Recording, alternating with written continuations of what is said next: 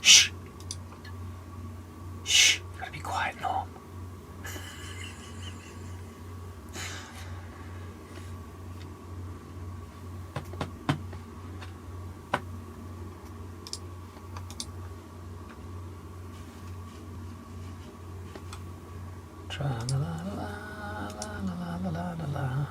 Hey Norm. Hey Anne. Hey Simon. How's it going? Pretty good. Good. Very good. Norm, you might want to butt shuffle towards the plants a little bit, and then Anne can butt shuffle over towards you a bit, because you seem to be pushing around to shut a little bit. There we go. There we go. Oh, I forgot to mention one thing before we got on air. If people like Mo Reynolds' comment, I can put it up here just like that, and people can say, "Hi, Mo." Hi Mo. Mo is also one of our super duper regulars, which I love. She's excellent. She's a really good storyteller. Anyway, so how the dickens are you? Well, hang on, let me back up a bit. Welcome to Friday with Friends. So how are you? You know, surprisingly good. Surprisingly good. Yeah? Yeah. I mean, it's a crazy time, but like everybody, we're just navigating as much as we can and trying to stay sane. Right, because you were right in I mean, we're not going to get into politics or religion or anything like that, but you were right in the thick of it at one point, because you had, you know, in Portland and Seattle. Toby's here. Yeah. And Ingrid's here. Toby's here. Oh, Ingrid says, yes, you are the cutest couple. Good morning, good people. Carmen Didi is going like this Yeah. right now. What? No. Oh, I think Papa Joe is hanging out with Lisa Wilcox, so that's cool. Hi, Lisa. It's good to see you. Have fun. And my friend Scott Moore, who is not a storyteller, he is a story fan, which I love. Oh, we love story fans. They kept Yeah, Storytime's the best. And hi, Simon and Norman Ann. Ta-da! And they can hear us. Great. Oh, That's good. one, two, both. It is good, because if they can't hear, then we're in trouble. We're not too loud, are we? Anyone? We need to be interesting. I should back Yeah. up. I'm gonna make. I know. I should make myself as small as you guys. So yeah, you were right in the thick of it. You had the Black Lives Matter. You had dissension in Seattle, and on top of COVID and everything else, it was kind of mad up there. It actually don't use the past tense. It still is. Yeah. I It is? Oh. You know, so I mean, we won't get into it, but you know, not a lot needs to change, and people are just figuring out how to change it. And I hope it moves toward real change. Yeah. I do too. Yeah. And I do too. I heard this woman speak the other day.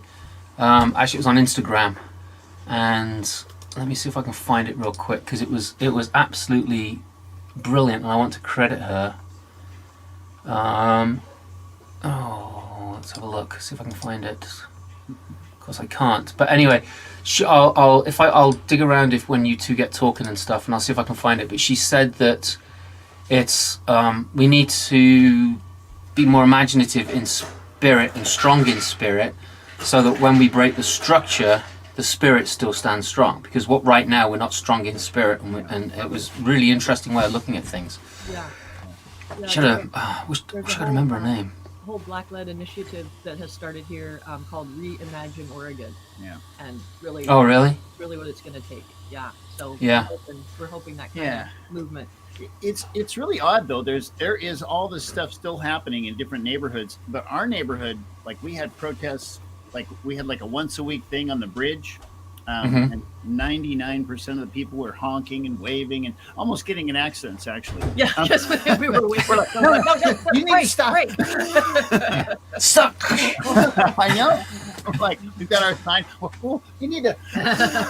But in our neighborhood, I mean, it's different. I mean, there are signs out. There are placards up. There are things on buildings with faces, but it's not. Ann, you're a little soft. She is pretty soft. Oh, She is. all right. Thank you, Ingrid. I will speak up. But anyway, but you go to a different neighborhood and there is so much going on. I mean, we are calm. We're like in a different town almost. Yeah, compared to downtown. Well, Portland's like that, isn't it? I mean, it's like these Very isolated. it's very neighborhood, kind of village oriented. I mean, that's how I remember it. I mean, I haven't been there for like totally right. That's one of the 20 odd years, but yeah, I mean, when we were there, there were these districts that you would go to, like the Hawthorne district, and there were just like their complete own subcultures, which is really cool. Yeah. Which is what I really liked about it. Yeah. Anne's got a bit. I mean, Ingrid is posting another comment. We hear Norm well. That's because he's got a big, strong voice. And Anne has a very delicate voice. I'll scoot up. Here I am, scooting up in the forefront. All right. Oh, I thought you were going to sit on his lap or something like that. No. And Robin Schulte. Robin, yay! Robin, we just Hi, Anne. Hi, Norm. It's Anne with an E. Come on, Robin. Jeez. And it's Brecke is how you pronounce the last name of Norm. You probably never heard that name before, though. So Anyway, so we are trying to keep saying. I mean, we're, part of it is that we're doing, like everybody, like you. See, this is so weird. Okay, I have to go like this. Like everybody, we're doing a lot online, but we're not. I mean, the only time we leave the house really is to go walk or run, which we try to do every day just to stay safe. And I mean, we can even walk to the store mostly. So it's very. So being outdoors has really been a lifesaver. That's why the wildfires are hard. Oh my gosh. And the wildfires. Yeah, I've forgotten about those. You just... Then it was indoor. You had it all, didn't you? That was awful. That was really the worst. Yeah. But anyhow. And so like the amazing thing has been how connected we've been able to stay with people because of like you, with our TBD group. I don't know. Here was this group that our intent was just to meet, maybe once a year physically and and have us like a story workshop together. Yeah. And then the whole thing happened, and Jeff and Ingrid said, well, let's just start getting together over Zoom. And Norm and I were at the time, we're like, Zoom we resistant. Are not going to Zoom. No, we're not doing that. No way. We're going to work on just books and make CDs, and consequently, we haven't done that. Because we've been Zooming. And we were at a couple local, either story swap or open mic here or a folktale discussion group, and people were like, well, can we do it all? We're like, no, we're not going to do that. And then we met with the TBD with our group, and we got off, and it was like, it was kind of nice. Yeah. So then we converted. Yeah. Yeah. No, I said right from the get-go, I'm into that. And it's really been good to keep our local storytelling community together too. Yeah. So Mo Reynolds says, this has nothing to do with the topic at hand, which it really doesn't. Every time I see I want to cut my hair. But I also have red glasses, so people might be mistaking me and ask me to tell Clementine stories, and that could get awkward. Well, I don't know, Mo. You might develop your whole own persona. I mean, that's what happens. It's true. Clementine, I swear, I put that jacket on. This was years ago. I was performing with another fellow. We had an act together, and we were doing we used to rent a little theater and do shows, and we were doing a show that was like a vaudeville show.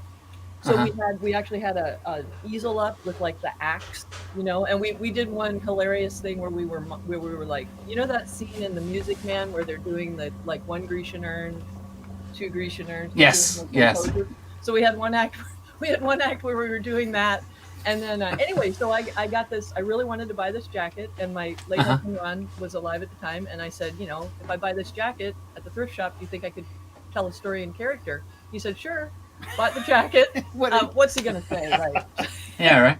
So I didn't know. All we had was I had her name, Clementine Ryder, on the card, and I knew I was going to tell because there is this real legend on the Oregon coast about this ship that got shipwrecked in Treasure on Neahkahnie Mountain. That's a real legend, and I love it when I do that in schools. Kids are like, "Is that a real story?" I'm like, "It's a real legend." They're like, "Ooh."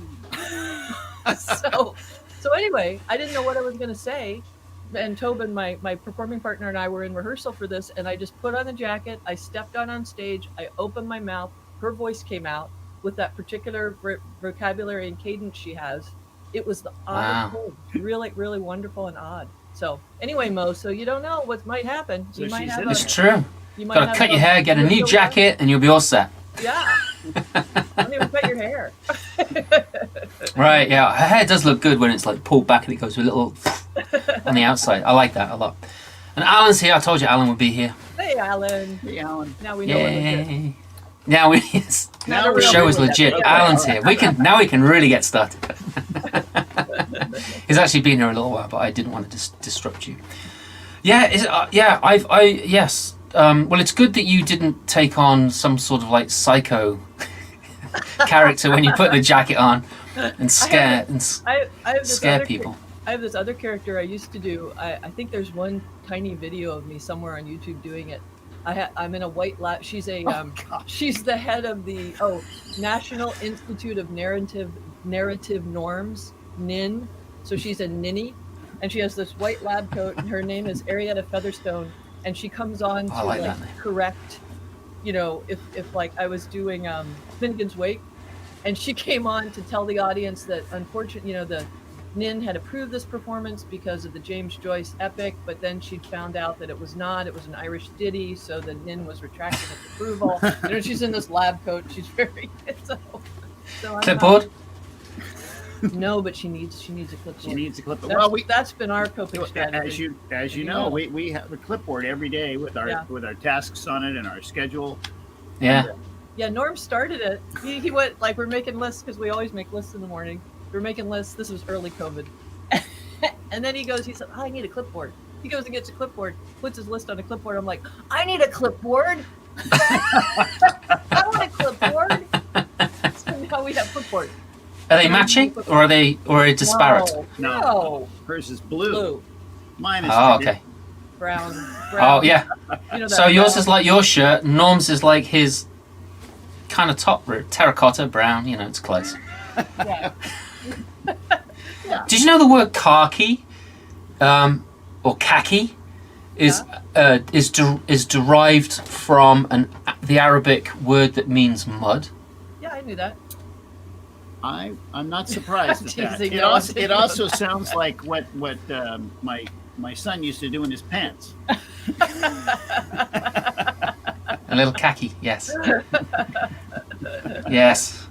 Yes, they all do that. We've all done that in our pants at one point. Long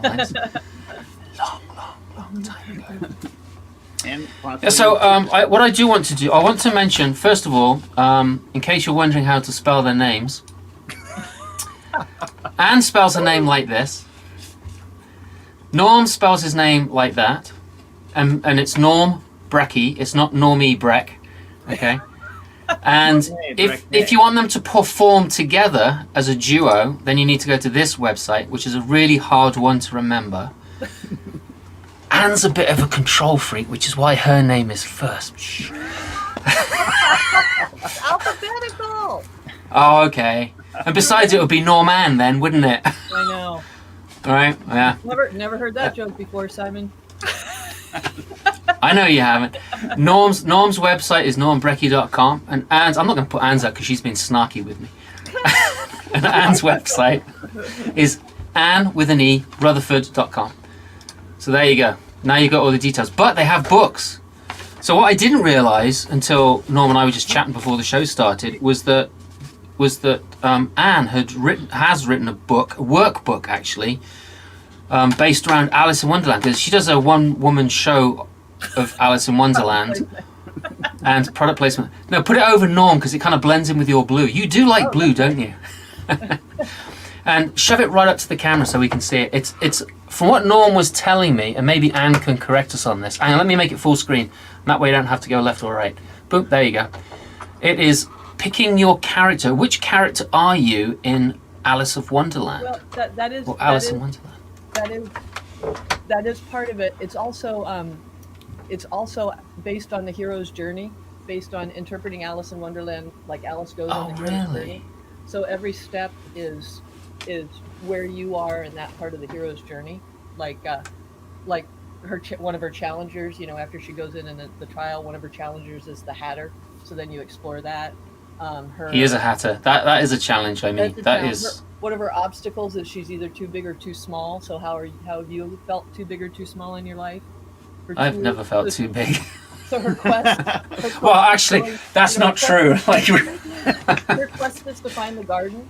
I mean, really, when you think about Alice in Wonderland, it's totally the hero's journey. The White Rabbit is her herald, and the call is to follow him down the rabbit hole, and she does. Yeah. And it fits amazingly well. So I've used this when I when I do the one woman show in schools, I do a condensed version of it, and then the, we can go through some of this with the kids because it helps them explore the hero's journey using that form. So, yeah, Which is a lot more accessible in some ways than the other things that are out there. That's really cool. I'll have to get myself a copy of that book. Yeah, plus it's a young girl doing the hero's journey, which I think is phenomenal. Right. And yeah, it is. I did it at a summer camp once, and a little fellow was there. I think he was like between 3rd and 4th grade, and he was from Korea. He was spending the year here, and so I did a little bit of Alice, and then when I came in the next day, he was like, "Are we going to do the Alice again?" I would like to do the Alice. I was like, "All right." The Alice. She transcends. She does transcend. We need more of these. We do. We only have 10 left. Only 10 left. 10 left. 9. I'm ordering one. And you've got 2 because they're big jokers as well. So tell the story about your joke books and how they came to be, because that was quite an interesting thing. We used to do before COVID. We did a lot of senior shows around. And part of the senior show, we always used to kind of think of it as it's like a variety show. So we play some songs. We might start with a song, and then we tell a joke, and then we do. And I think of it like a TV show. So an hour TV show is actually only 44 minutes, but the rest is commercial, and the commercials are jokes or songs, and then the rest are stories that we. And so when we plan one out, we did it that way. But we had all these jokes. And the interesting thing too about the jokes is we did. I'm going to say did and do and will do. I hope. Yeah. A lot of memory care, work with people in memory care of entertaining. And what we found is if we started, just like Norm said, if we started with, the neat thing about a joke is even if people are pretty far gone with their memory, they understand the format of a joke. So if you start a joke, you can almost see people's brains, like they're trying to figure out where are they going with this? And what's the punchline going to be? Yeah. So it was really an effective way to get people kind of help them be more alert. And we really saw by the end of the shows, people were visibly and audibly more. You know, somebody doing nothing, and and we have another little thing, and this will relate to that. This woman is just sitting there at a card table, and I would do the joke, and she'd go, "Oh," and then nothing else, and then I do some songs or something, and then I do a story, and then and some other people would make do something, and then I tell another joke, and she go, "Oh." And at the end of it, though, we also go around to each person and look them in the eye and say, "Thank you for coming. I really appreciate you listening." And they love that, and we love it because then we really get a connection with them. Yeah. And the woman says, "I love those jokes." That's great. You did? So this led to our trademark slogan, which now we tell everybody all the time, which is for us with a joke. A groan is as good as a laugh. It means you got it. That's where it came from? Yeah. Yeah, your mind made the connection. You were with me. Yeah. You may not have liked the outcome, but you were with me. Right. So that's when we realized. Well, I think Norm realized first how many jokes we had, and a lot. Oh, and also that other, this Simon, as storytellers, we're always looking for like a quick story to be able to tell. That's gold, right? Something you can just pull out when you see, I have 3 minutes left. So we actually had a friend in Port Angeles who's a storyteller, Pat Ferris, and she said, right? She's like, I'm just not funny. I'd like to tell some funny stories, and she really is when you're just talking to her. Yeah. And she says, well, I'm like, well, you just find a joke and then you just make it your own. And she's like, how do you do that? Well, you change the setting and stuff. Yeah, it's just like storytelling, right? Wait a minute. Yeah, you could have an instruction book in the joke book. And then you can sell her a copy. I think we gave one to her because she kind of gave us the idea. But she didn't know it, but But so every joke, we've kept them pretty simple. These are jokes we've just found from everywhere, public domain jokes. The first book was made, for adults. Right. Too. So there's some stuff where they go into, not Simon Brooks adults. Right. this is not going to go well with a body tails. You know, like they go into a bar and that kind of thing, or they go out on dates and stuff, which is really kind of fun. But on the other hand, when Anne brought him to the national festival to sell, we had they were like hot off the presses, and we took them to NSN and sold them to other storytellers, which was what we were thinking.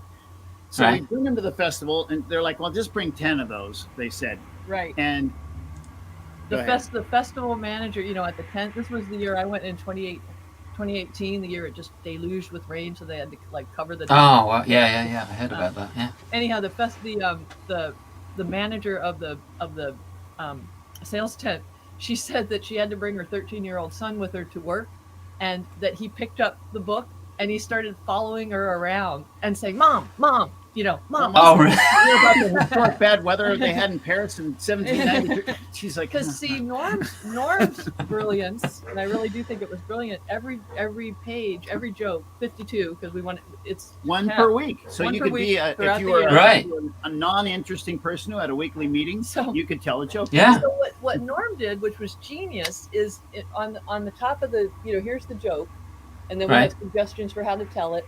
And then Norm put a one-liner that relates to the joke. So that's what this kid was doing. And that's what I saw people do when we took him to the NSN, the convention, or the convention.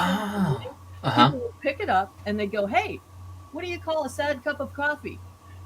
Depresso.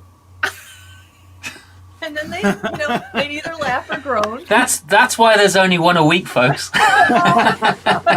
It takes another 6 days to recover after that. Right. Well, then there's a story joke. So that the other ones, they have a little story to go with it. And that one is a really funny joke about how there's that's the how old is this coffee? Yeah. So go ahead. All right. So you be the person behind the counter. Okay. All right.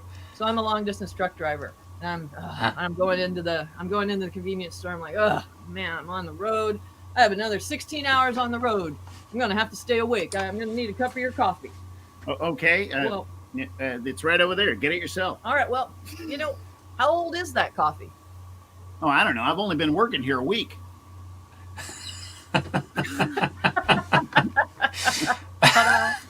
Ta-da. They're not new jokes. They're not new. They're old jokes. Yeah. And then I like old jokes like that. I have this actually I don't animal think joke. Oh, it is. I have this. What's that? The Handbook for Storytellers, by Caroline Feller Bauer, which is from 86. I beg her pardon.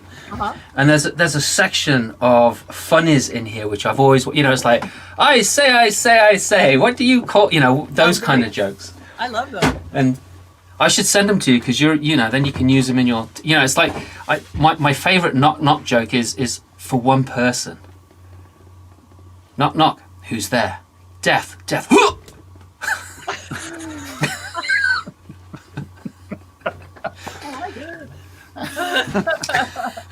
I like Andy would say, that's what I'm talking about. Here's my favorite knock knock. Right. Here's my favorite knock knock joke that is my step granddaughter Lily's favorite knock knock joke too now. Okay. Knock knock. Who's there? There. I'll say who. Yes, they do. Very good, Simon. Very good, I Simon. know. I was already there. But thank you. Excellent. Thank you. Excellent anticipation. So anyway, Anyhow. the second one is all animal jokes. Oh yes. Oh, hang on. Alan's got a joke. Anne and Norm like my Clementine Ryder joke. Why did Clementine Ryder get a wiener dog? Because she wanted to get on a long little doggy. Good gosh. Like Jeff Doyle. Yeah, I'm with Renee there. Grown is as good as a laugh. Grown is as good as a laugh. yeah, Mo. Yeah, all right. Good on Alan. Grown in a good way, of course. No, that wasn't. No, not in a good way. That was. My favorite is, what did the green grape say to the purple grape? Breathe. Ooh, we could write that one down. Do you save this, Simon? I think Oh, send that I'll write it down for you. We know what you did. Where you left. What did the white Because we're working on volume number 3. Mo will give you a credit. But they need to be contributed by Mo Rebels. we don't want to get into that. Then we got the genius. Then we got the thank you. Then we got the genius idea after we wrote it that we should record the jokes. Oh. So we recorded them one a week for the entire year for this first book. And this was before we did. This was a couple years ago. We did a third of them together, a third of them, and then and I think we did one extra each or something. We stayed married. And oh my god, that was rough. It was rough. So then when COVID hit, we put them out every day. Because we had 52 of them. We're like, how long is this thing gonna last? We'll we re-released 52 days and we'll be done. It'll be all right. Yeah. So we get done with that, or we're almost done. And our friend Pat Peterson, who's wonderful. Oh no, Katie. Why is orange and sounds like a parrot? Carrot. You're correct, Norm.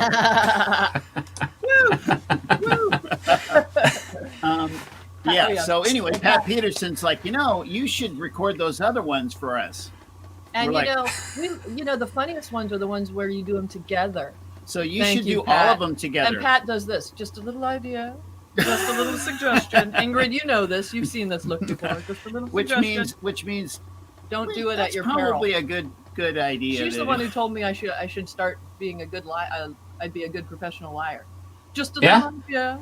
Just a suggestion. You should be in the liars contest. So then we decided to record all. So about we had it was like day 50 of COVID, and we looked at each other across the breakfast table, and we're like, you know what this means, don't you? Yeah. We're gonna record all those damn animal jokes together. And we did. And look, we still like each other. Well, that's good. Or at least on screen you do. Right. Hi, get out of here.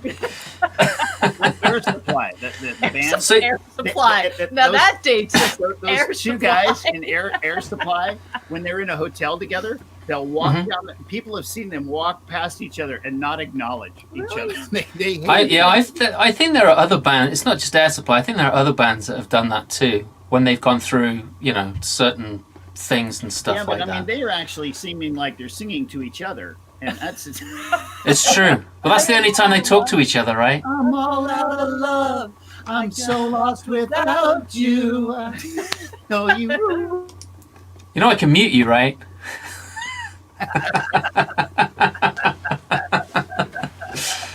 Along with no politics and no religion, there's no starship either.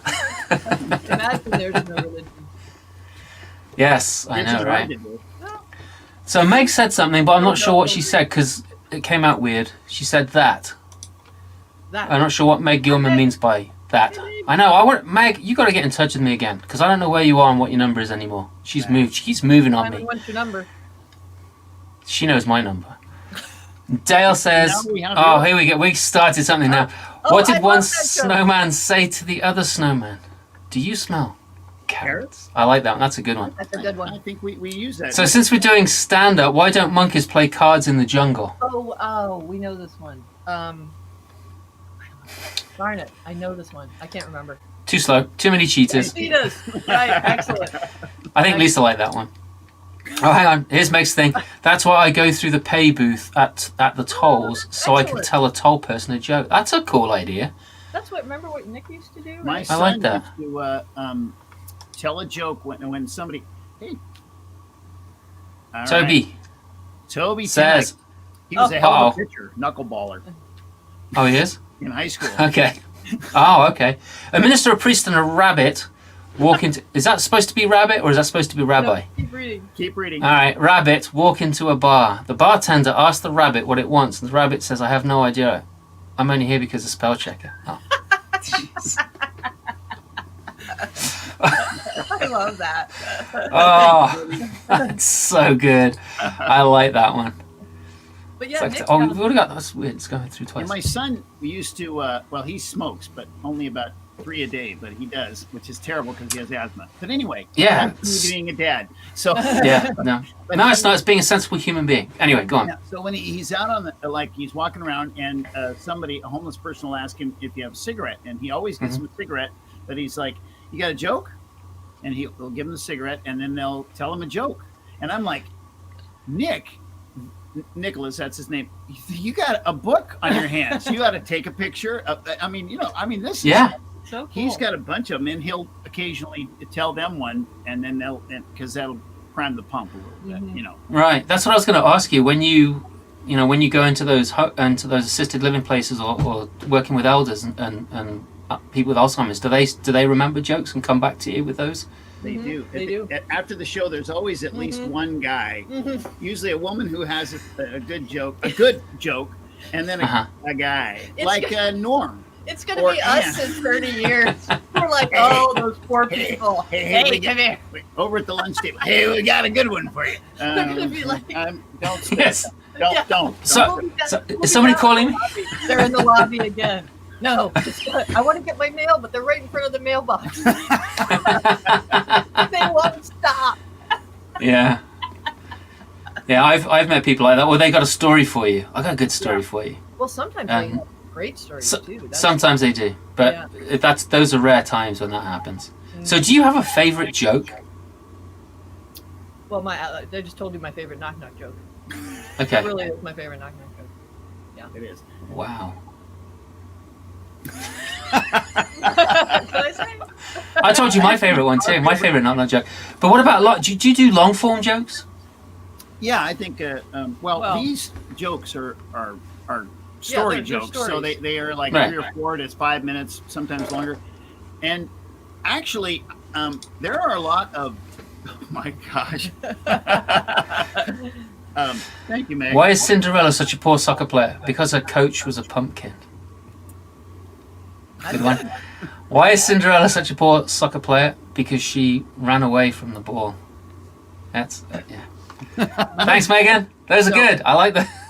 It is funny how many folk tales are actually a joke. Yeah. And I'm going to do a workshop next month at the Florida Storytelling Festival. I'm going to do it from here, though. But yeah, I think everyone's for being funny. And because there's a lot of folk tales that really, if you told it a different way, it's really a joke. Yeah. Well, the stonecutter can be, right? Yeah, the stonecutter and Death's Messengers. You know that one, the Grimm story? No. No, well, there's... Well, not off the top of my head. There's a thumbnail sketch of it. There's this guy, and he's walking along, and he sees this giant, and he's just beating the tar out of this guy with a sickle, and death, and he finally goes away, and he helps Death. He's like reviving him, and he nurses him back to health, and he says, all right, he goes, I am Death, and I'd like to repay you, but I can't make you live longer, but I could maybe tell you when you're going to die. And so he says, oh, well, that'd be great to know. Then I'll know. So, or, when it's getting time. And so he goes through his life, and he's just living wild. He's a wild man because he knows I'm not going to die. I haven't had any signs of it then, but he starts to get older, and he, starts to feel shoulders, and, he gets a little wheeze once in a while, and his back hurts. And then Death comes to him, and he's like, wait, you never gave me any messengers, or, you didn't send any messengers. He goes, I sent your back pain. I sent your wheeze. Oh, that's good. Huh? Yes. It's actually very creepy. I do know that story. Yeah. No, I do know that one. Yeah. Very creepy, but really, it's kind of a joke. Really. So, anyway. Yeah. And I always think that the talking, that one where you're going to remember it, and you'll know it, Simon. I won't remember. But that one where, at the whole end of the story, the throne talks. That talk. Talk. It's a story from Africa, and at first he's got a dog with him, and he pulls up he's got a bunch of weeds in his garden, I think, and he pulls out the turnip, and it's very small, and he's like, oh, you stupid turnip, you're so and the turnip says something like well, if you'd weeded me, I'd have got bigger. And he's like, whoa. And he goes, throws it down, and the dog says, well, why'd you do that? He's like, oh, you dog. And he picks up something, he hits the dog, and the tree says, "Hey, why'd you do that?" So he starts running away. You know the story. Come on. Yeah, I do. And then at the Yeah, very one of those. at the very end, he thinks he's safe, and he sits down on the. No, he tells the king, and the king says right. this, and him and Yeah, another that's guy, right. and they say, and the king's like, "That's ridiculous. Get out of here." And these people, and then his throne says, "Well, you know, if it had happened to you, you'd have been upset too." I mean, that's like Yeah. our favorite joke genre is the talking dog joke, and that's like a talking dog joke, you know. Right. They're all like that. They're all like that. Yeah. Yep. And we can't. We Yeah. made the mistake of telling too many talking dog jokes in a row, and people are like, Yeah, you can't do that. "Two in a program." Yeah. But although we have, Yeah. No, yes. maybe we could get hired by like the Humane Society or something like that. Okay. So actually, there's a dog it's not a sanctuary. I don't know how you call it. And it's in Vermont. Oh, And it's the guy that used to do all those really cool black lab pictures. oh, If you're a really? big dog fan, yeah, he owns that property, and there's a chapel up there. When his dog died, he made this chapel, and people go there and they put pictures of their own dogs that have passed away up in this chapel, and they do all these events. It's an incredible place. I went up there once. A colleague of mine looks after it. Because there's a lot of programming that goes on there, and she hasn't had me tell stories there yet. But yet, right? So she might be able. It is a very cool place. It is a very cool place. You mean the man who did all those really posed pictures of the dogs? They'd be, what's his name, Williams? No, not Williams. No, I know who you're talking Oh, about. No, hang on, let me have a look. Dog chapel in. No, this is what my Tell another story while I'm looking it up. Well, you know, I just It's called It's called Dog Mountain. That's where it is. Dog Matt. Dog Mountain. Stephen Hannock is the guy. And hang on one second. Oh well, this is. Hang on. Let me do. Can I do this? Well, I'll just stay It while could be. Simon's checking. No. I FaceTime with my step friend gal Lily once a week, and she's fact checks me. She's 10. She's fact checking me all the time now, you know, because she's on her computer. And I said something. What did I say yesterday? I can't remember what I said. Oh, we were having this argument about whether what's that movie with Kurt Russell and Goldie Hawn that just came out? Oh, the Santa. It just came out. Chronicles, Oh, that one. Christmas Chronicles Yes. 2, right? So Yes. Lily told me about Christmas Chronicles 1, and she said, but I don't think I've seen Christmas Chronicles 2, and I said, oh, I'll wait. Oh, wow. Yeah. Right. That's cool. It's very cool, and I was hoping that we'd find some. So that's one of his. Oh, of course you can't see that, but yeah, it's an incredible place. It really is. So And his I think name they is. have some of those pictures up at the Black Lab here in Portland. Here in Portland, Those Black right. Lab pubs. Oh, they might do. Yeah, they might do. That's for sure. Yeah. Yeah. Okay. Anyway, so we're talking Screen about share. so Lily says, I don't think I've seen Christmas Chronicles 2 yet. And I say, well, you probably haven't because it just came out. She said, really? She said, I thought it came out in, you know, and I said, no, I just read a review of it in the paper. It just came out. All of a sudden she's leaning on, you know. And then she Yeah. said, oh, yeah, you're right. I'm like, quit fact checking me. I know. Kids do that. My kids do it to me all the. Well, my daughter, she's 15. She does it to me all the time. She's like, "Is that true, Daddy?" I'm like, "Yes." I know. I find We did a workshop, well, kind of a workshop, a little thing about urban legends with Oh, I love urban legends. teenagers and Uh-huh. the teen council yeah, one of the at libraries. one of the libraries, and boy, it was fun. And they told some stories, and we told them. But we went over all these, famous urban legends, or some of them that aren't as famous, like Jack. like the jumping Steeple. What's his name? Spring Heel Jack. Spring Heel Jack. Oh yeah, I love Spring Hill Jack. Oh, he's Yeah. terrific. He's- Yeah. Yeah, he is. Slaps you on the face. I know that's what he does. That's his big. That's his big. You know, and men too with a glove, right? He comes up and slaps the men on the face, and then he springs over the. Do you know the stories of Spring Hill Jack? Yeah. We did a whole workshop on him. Oh, okay. Yeah. Did you read Pullman's book? No, No. not the book. Mm-mm. That's really good. There's a guy that's put a lot of stuff up on the web. and Pullman went to him for a lot of his research, and put this whole book together of where he probably originated from in the mythos of stories, and where he is now. It's a really good, interesting read. Yeah, because it's a fascinating character. Oh, he is, and he kind of comes and goes throughout history as well. And actually, I think, Simon, it's either in New Hampshire or Vermont, there's a similar legend about devil's footprints in the snow. Yes, yeah. Is that, yeah. So it's really a fascinating... Oh, and it came over. He's jumped over. Yeah, jumped over. In Newfoundland, they've had an outbreak of it. And there was one in Maryland, too. Right. The Phantom of O'Donnell Heights. Right. But if you start reading it, it's like, he jumps up on the rooftops and springs along, and and you're like, that sounds a lot like right. Yeah, no, so Pullman pulls in all of these characters from all over the place, and because he talks about Spring Hill Jack in Victorian London, and then further afield like the north of England, and then over in America and Australia and other places as well. It's fascinating stuff. It really is. I like Philip Pullman's work.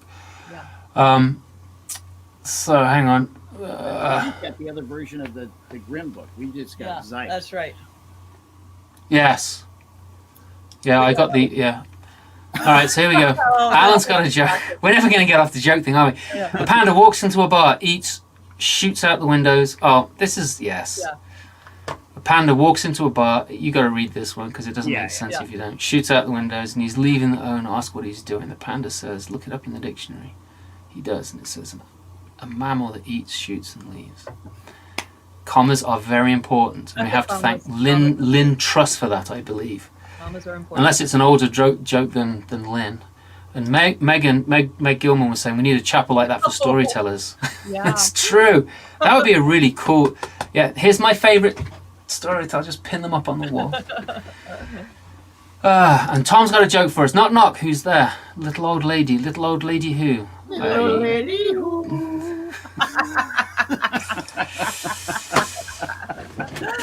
All right. Thanks for the jokes, folks. It's been a wonderful afternoon. Good one, Tom. I like it. So going back to the because Mo Reynolds is here. The Florida Storytelling Festival. So everyone's doing it virtually. Yeah. Well, right. Everyone. You mean all the tellers? Is that what you mean? Yeah.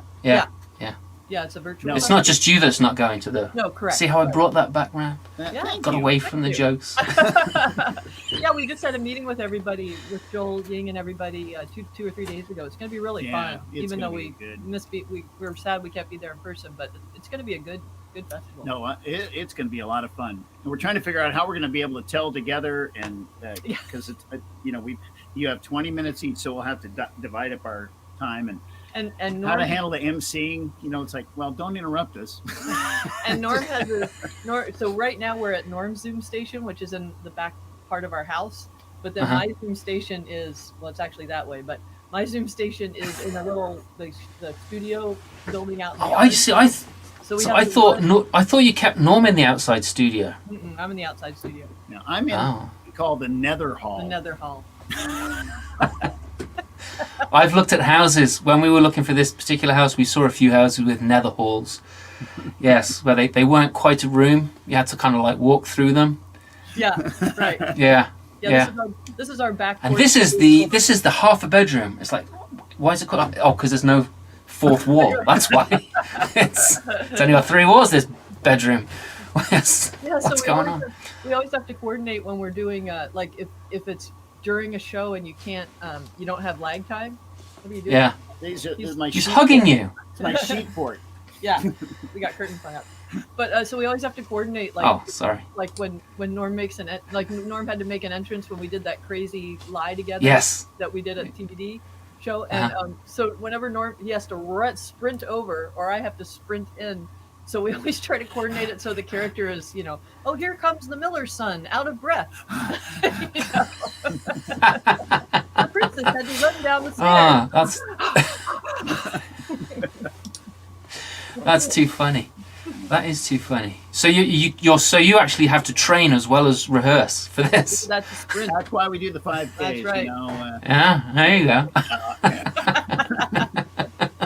so funny though, Simon. I'll bet you find this too. Somebody, I don't know, it was some chat back and forth on Facebook a while ago that I think it was Tim Lowry or somebody who said, "Yeah, you don't have that drive to the gig anymore to remember the stories." Yeah. I know. Well, yes. I have a 10-step walk out to the studio. Yeah, right. That's the Flash version. Robin, yay! Yeah, it's a really good festival. And Pete Abdallah, Pete, are you telling? You got to message us because Pete's a really good storyteller. He was one of the features last year. Maybe in the maybe. Yeah, He's oh my gosh, he's so good and so funny. We've got Josh Campbell, who's he's new to the storytelling circuit, but he's from Memphis and does a story slam there.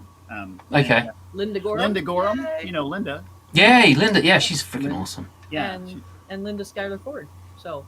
Who you Cool. probably met. Yeah. At the, Yeah, I know Linda she was Sky. probably Yeah, running yeah. stuff in the background. She's not under the desk yet. She's. So that's good. You got lots of stuff going. Yeah, I've been asked to MC for that, so that's kind of fun. Yeah, Be I got an kind. email over the weekend. I will. Well, I haven't been told who I'm looking after yet. Well, they're only going to have the 4 Oleos, right? I can't remember. I mean, Yeah, I think anyway, that's and right. Okay. then it's really pared down, and so then there'll be and then our workshops, you know. So Okay. And the slam. I think right. and there's the slam. But Josh is doing the slam. Right. Mayhem. Mayhem. Mayhem. That's the title. Mayhem. Yes. Well, Mayhem. I was going to say they should have moved it up to December because then it would have fit in the 2020 thing, right? Yeah. Mayhem. Ah, gosh. Oh, Tom is saying that Pete told the best lie at Stone Soup. Oh, Ooh, great. I like that. Love to hear that. Uh-oh, am I in trouble now? Linda's California. Hi, Linda. Love you. And Robin Shorty, she says, Josh Yeah, Campbell was a Robin, former student. He talked about that at our meeting. He said, "Yeah, Oh, he did? totally told us that. That was so cool." That's funny. I That think is- he must have been 18 when he was your student, right, Robin? No, you don't have to answer that. Yeah, that was such a neat connection. Oh, hang on. 4 years of high school together, and Norm remembers me as a knuckleballer. No mention of my time as a lingerie model, and I can only imagine what people who are unfamiliar with baseball are thinking what a knuckleballer does during his free time. So, Toby, this is a family show. Thank you very much. But I think when Norm went like this, when he said knuckleballer, because I had no idea, but when he said when he did this, I was thinking, it must be baseball because it's not cricket, because you don't do that over here, because you can only have two. You can't have two dead boring sports in one And country. we have a lot of people that get to bat, only instead of just the 1 or 2 in a cricket match. No, we have more than one or two. It's just that they last a bit longer. And the thing about the cricket players, Norm, they actually run up and down.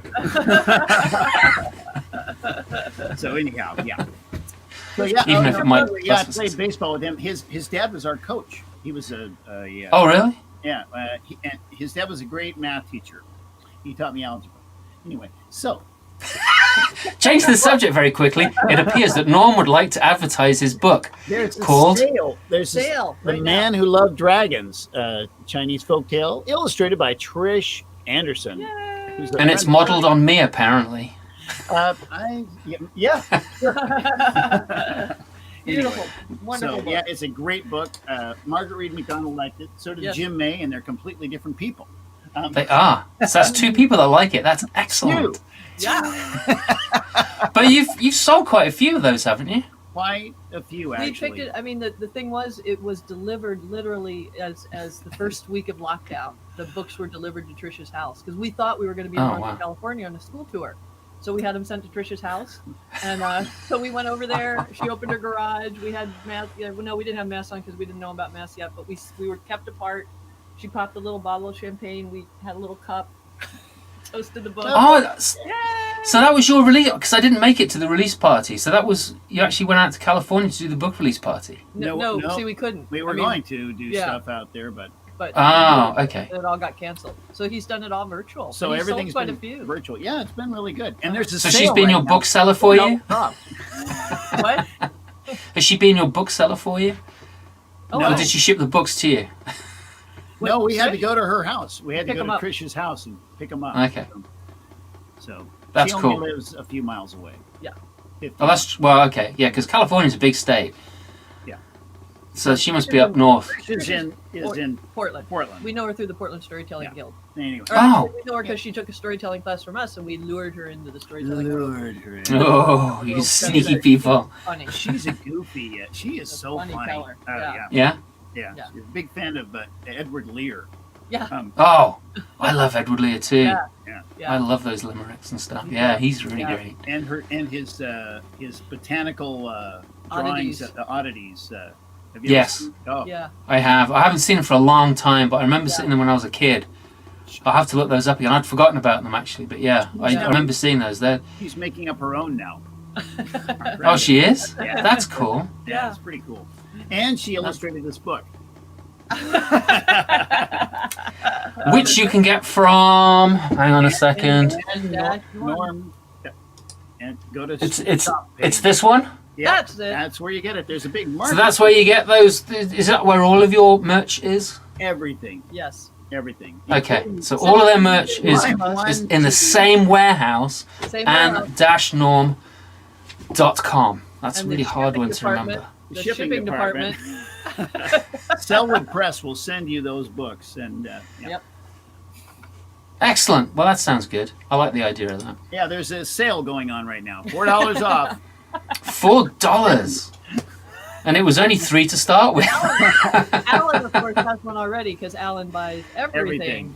Yeah. which is He wonderful. I know. I just got an order from him. In fact, I was hoping to get out to the mail this morning, but I've been working on reworking Hansel and Gretel because I'm going to be telling that at Cooper and Rachel Ann Harding, Cooper Braun's, all 4 or 5 versions of the same story.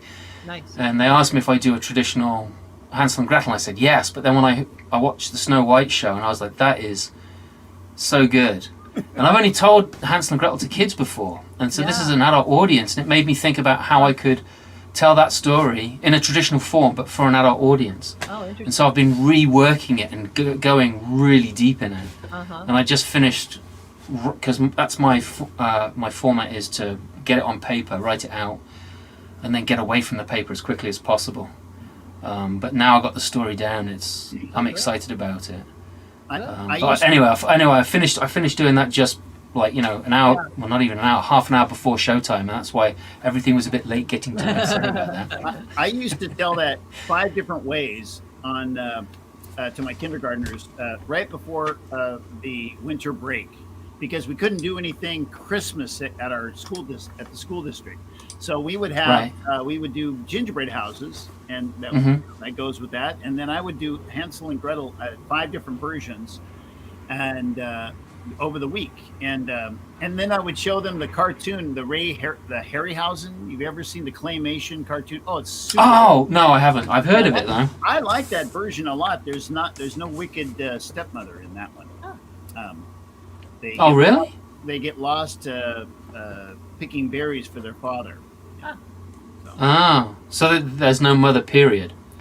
No mother, but he's and that way you're more sympathetic with the father. True. Right. Well, yeah. I mean, in the original version, the father doesn't want to get rid of the kids anyway. He doesn't want to, but He still does it. Yeah. he's henpecked. See, I don't use that. See, the way I describe it is that he is a timid man and she is a formidable woman. Well, you know what I think is really interesting about that whole genre, the whole archetype of the stepmother, is that really in the very early versions of the story, it's very likely it was the mother, the actual mother. Yeah, well, the first version in Grimm is the mother, yeah. Yeah, and people were too horrified at the thought that the mother, as a stepmother, I just always am like, Yeah, right.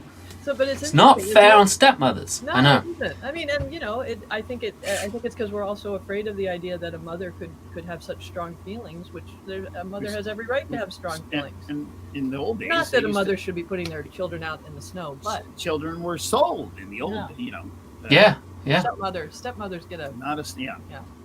You know, Stepmothers and Have you heard Sorry? Andrew Nixon's version of that? No, actually, Tom Davis or Karen Davis, because they use the same thing. And I've been told about it. I think Ingrid's actually going to tell her version.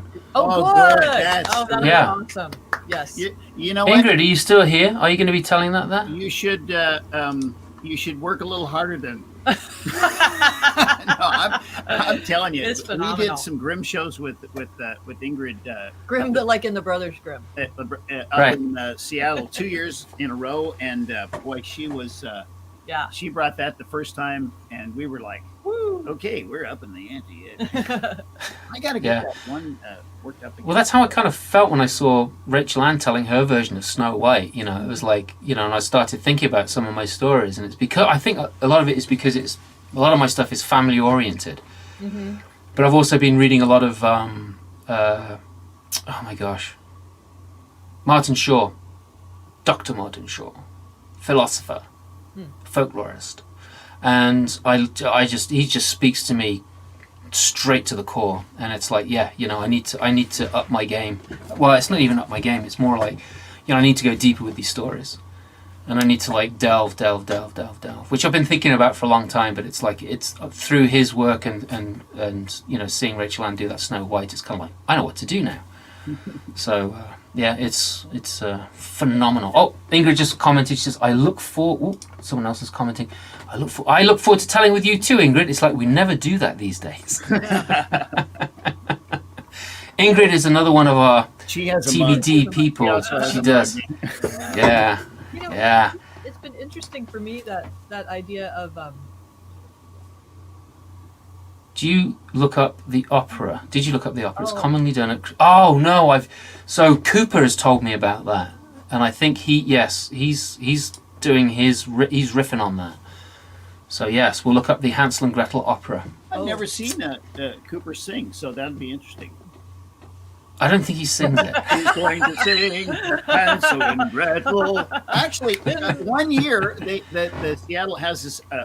opera that comes around to the schools, and they did Hansel and Gretel, and my kids, I had been singing all the directions all week so that they wouldn't be weirded out, and they're sitting there calmly while the rest of the kids are like, they're singing everything, in the school, and my kindergartners are all like, because you'd been doing like, have an example of what you do.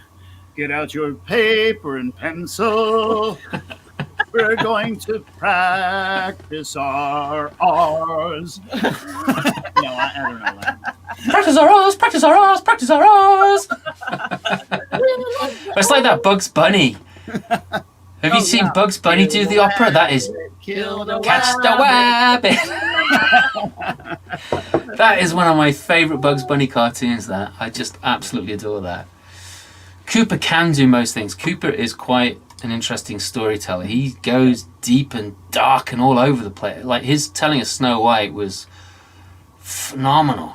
I mean, if you didn't know the story of Snow White, you might have been like, "Is this really this story? Is this Snow White?" But yeah, and what's been interesting for me in terms of going deeper with storytelling during COVID is I've had a chance to bring out some stories that I wrote originally, and they're not really festival audience fodder. Right. I've been able to share, like Sheila had me on the Sacred Storytelling, the Assist Sacred Storytelling 2 Sundays ago, and I was able to do a story that I have had very little chance of doing. It's about a fundamentalist Christian girl and a Jewish girl who actually managed to have a friendship. And there are not many places I can tell that, and I could tell that. And I got a huge, just a really resonated with people. And it's interesting how this medium gives the opportunity to tell some stories that, I don't know, that just for me, from my repertoire, especially my original stories that have more depth to them. So I've been really grateful for that.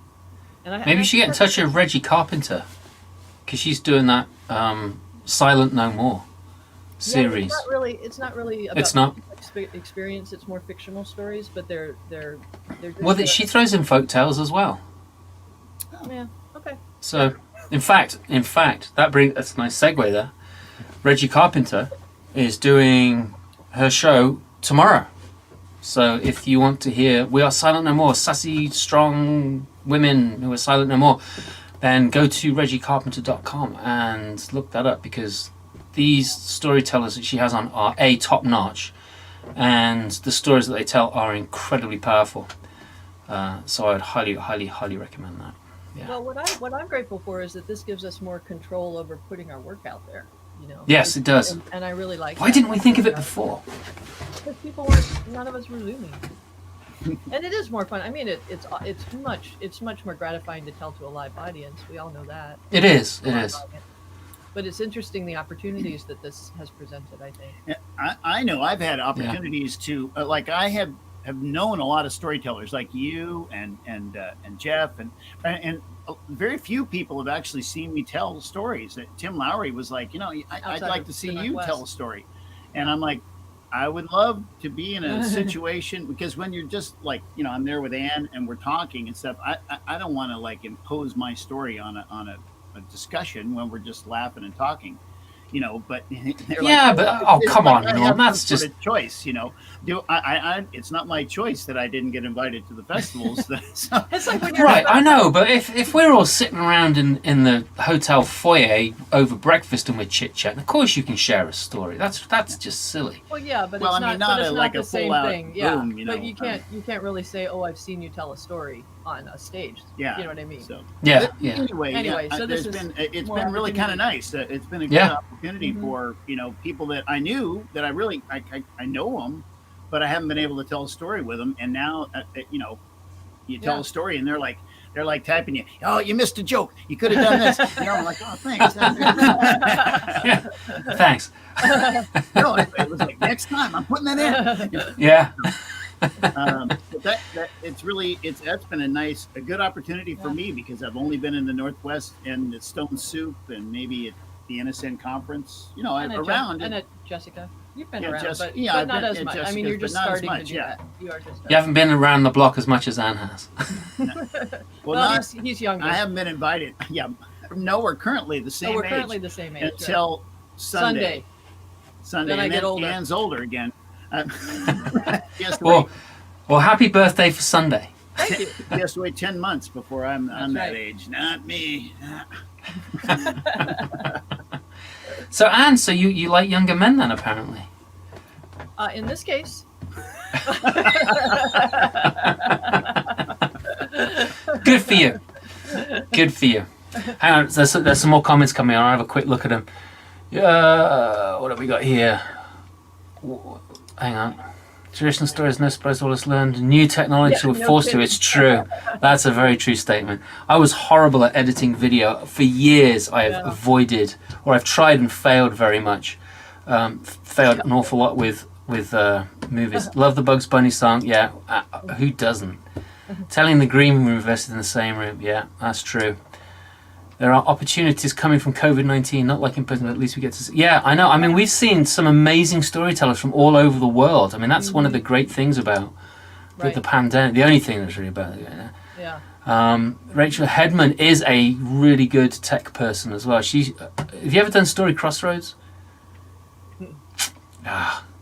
Rachel has a phenomenal setup there. It's great. Yeah, has fast forwarded your network, and yes, I would say that. Oh, and Misty says, happy early birthday. Thank you.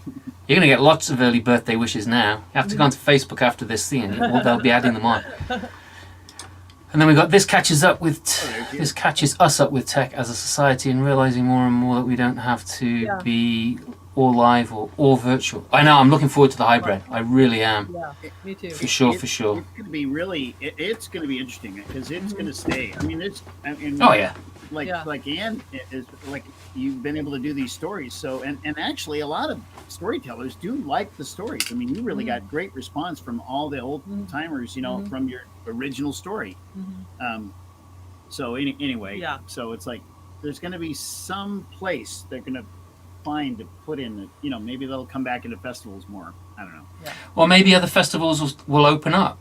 Yeah, maybe. Yeah. For that type of material, so that people who like, you with your stuff, your early material, which might be a bit deeper, maybe a little bit darker, a bit more edgy.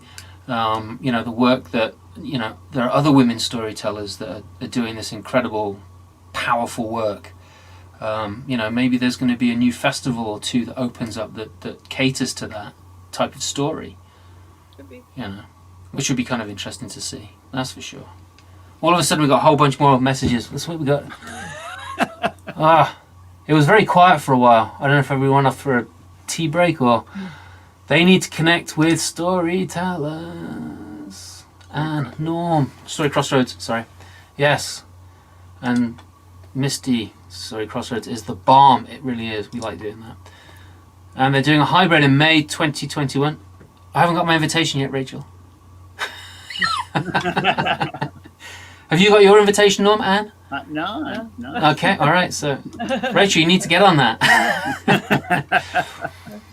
Yes, that's nice. See, that's how people are getting to meet everybody else. It's wonderful.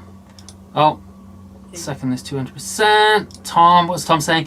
We have seen and heard. Yeah, right? It's so true. And stories do have such. Tom added another comment. Stories have such power to heal. Yeah, they do. They do. And I want to go deeper with that as well.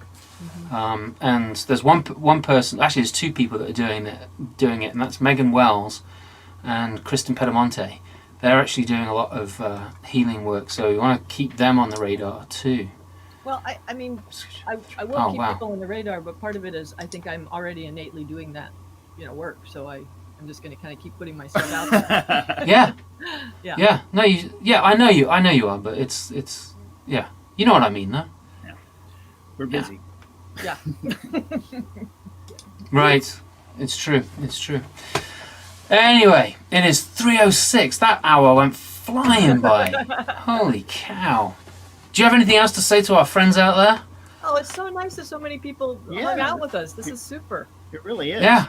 We're like, yeah. We didn't even know we were on until. Right. You see, they've never watched the show, folks, so they don't really know how many people come. We looked them up. You looked me up, right? Is he really doing that? And they're in they're in TBD with me. It's like crazy. It was funny. We did research though. Like, how is the show? What do we need to be ready for? Because there's this one storyteller, we won't say his name, who was just like, "What? There's a this? Do I need to do a song?" So we're going to be ready for anything. We don't know what's going to happen. So I know you never can tell on this show. I kind of throw, I don't throw people under the bus, but I just throw things out for people to do. I would never throw anyone under the bus, but it's like, something pops into my mind. I've got no filter. It's just, it's like, hey, why don't we do this? And it's like, okay. Anyway, so, Norm, thanks so much for being with us today. I really appreciate it. It was wonderful to chit-chat without the rest of the TBD gang, just the three of us. It was kind of fun. You missed the rest of them, but yeah. Yeah. So thanks everyone for being here. I really appreciate it. Take care of yourselves, and Norm, you take care of yourselves in that wild and wacky West. And we'll see you next Friday. Take care, everyone. See you. Thanks a lot. Bye, everybody. Thank you.